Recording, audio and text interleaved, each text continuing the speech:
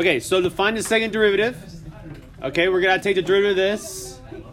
So we take the derivative of this side, and we just get dy, or the second derivative of dx squared, okay, equals. Now this side. What would the derivative of 1/2 x be? 1/2.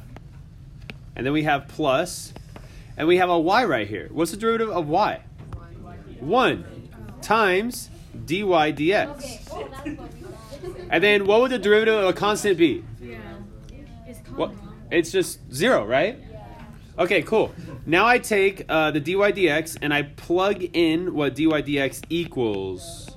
So now I have 1/2, plugging it in for dy dx, 1/2x plus y minus 1.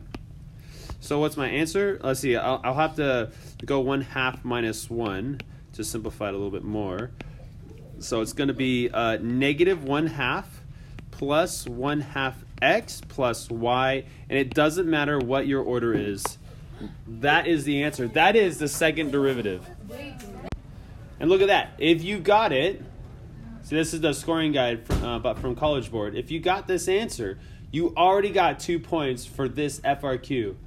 And you guys know that we probably only need, most likely, I mean, with all the curves from the past, you only need at least 4 to 5 points on each FRQ to pass the AP exam.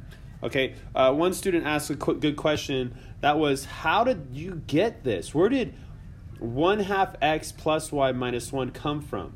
Well, I put this into the dy dx spot. And up here, we're told that dy dx equals this.